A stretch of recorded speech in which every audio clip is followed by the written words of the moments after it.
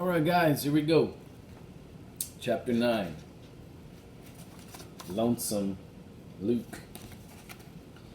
The sun was low in the sky when they reached Rattlesnake Flats. Just let us off in front of the hotel, said Annie. You sure the stage is coming through here? Said Slim.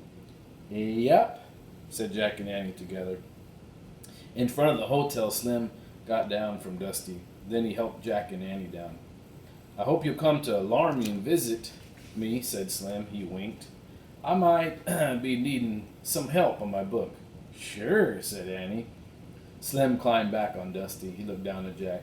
You know, Shorty, he said, you might be short, but you're mighty tall in the brains. Thanks, said Jack. And Smiley, Slim said. Your great courage is nothing to smile about. Thanks, said Annie. Good luck with your riding, Slim, said Jack. I'm grateful to you both for steering me straight, said Slim. I promise I'll thank you someday. Really? Said Annie. A cowboy never goes back on his word, said Slim. Then he snapped his reins, whoopsh, and Dusty looped down the street, lopped down the street. Bye, Slim, yelled Annie.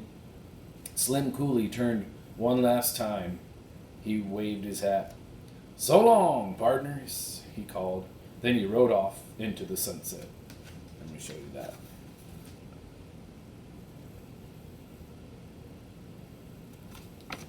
Classic. Jack let out a deep sigh. Okay. I'm ready to take off my boots now, he said. Me too, said Annie. They sat down on the porch of the hotel. They started pulling off their boots. There! Jack got them both off. He wiggled his toes. He took his sneakers out of his pack and put them on. Annie put hers on too. Man, sneakers never felt so good, said Jack. Suddenly, the sound of a piano drifted through the air. Lonesome Luke, said Annie. Jack grabbed his pack. He and Annie crept across the porch. They pushed open the swinging doors. The piano was playing Red River Valley. Sitting on the piano stool was the dim but shimmering shape of a cowboy. Just then the ghost of Lonesome Luke looked at Jack and Annie. He waved a shimmering hand. Jack and Annie waved back. Then the ghost of Lonesome Luke faded away. Cool air wafted past Jack and Annie. They both shivered. Oh man, let's get out! Let's go! Breathed Jack. They leaped and dashed up the dusty road. They ran across the cracked ground and past the graveyard. They ran until they had reached the tree with the magic treehouse in it. Annie grabbed the rope ladder. She hurried up and Jack followed. They were out of breath when they got inside the treehouse. Annie grabbed the ancient scroll. She unrolled it. Yeah, she said. The scroll had one glowing word on it. What is it? Echo. We got it right, said Annie. She grabbed the Pennsylvania book.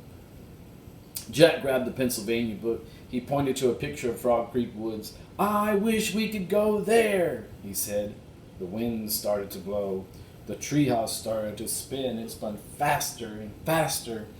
Then everything was still. Absolutely still. Chapter 10. Echoes from the past. Jack and Annie looked outside. The sun had slipped behind the trees of the Frog Creek Woods. Annie still held the ancient scroll. She put it in the corner next to the scroll from their ocean trip. Just 2 more to go, she whispered. Yep, said Jack. He unzipped his pack. He pulled out Days of the Wild West. He put it on top of a stack of books. Ready? He said. Annie stared at the books. Her mouth dropped open. What's wrong? Asked Jack. Annie just kept staring. Have you gone nuts? Said Jack. Annie pointed at the Wild West book. Read the cover, she said. Jack picked up the book. He read the title, Days of the Wild West. He looked at Annie. So? Keep reading, said Annie. The author's name was below. Oh my gosh, I'm getting goosebumps reading this. Below the title, it was in smaller letters. Jack read, Slim Cooley. Jack gasped. His mouth dropped open. He and Annie stared at the words for a long time, for a long moment. Can you see his name on there? Slim Cooley. Oh man, whispered Jack. We were using Slim's book, the book that he wrote after he left us.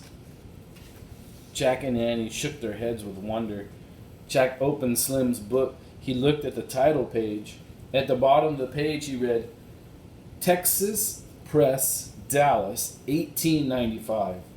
Jack turned the page. He read the dedication. So authors will sometimes dedicate the book to somebody right in the very beginning. With thanks to Smiley and Shorty, two strangers who changed my life.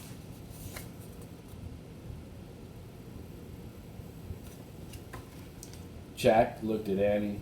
Slim dedicated his book to us, he said.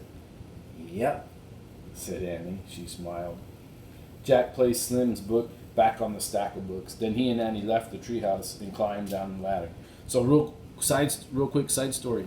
So the book they were reading and went to, they're actually a part of. And Slim actually wrote that book with them in it. So it's just pretty cool, in my opinion, future and past coming together. And it's pretty mind-blowing and awesome. What a great idea. As they started through the woods, the trees were alive with bird sounds. The air felt soft and moist. Frog Creek seemed so peaceful, said Jack. No rattlers, no rustlers, no ghosts. Yeah, but no Slim Cooley either, said Annie sadly. I know, said Jack. But when we read his book, it's like he's still talking to us. All right, said Annie. You mean it's like an echo from the past? Yeah, said Jack softly. Wow. Just then, out of the blue, a voice called, Jack! Annie! It's Dad, said Annie. Coming! She and Jack shouted. Then they ran all the way home through the long shadows of the setting sun. So that's the end of it. At the very end of this book also is Red River Valley. I hope you listen to it. I think it's pretty cool. I like slow, old country songs, even if they're a little bit sad. So, next week I will read Lions at Lunchtime.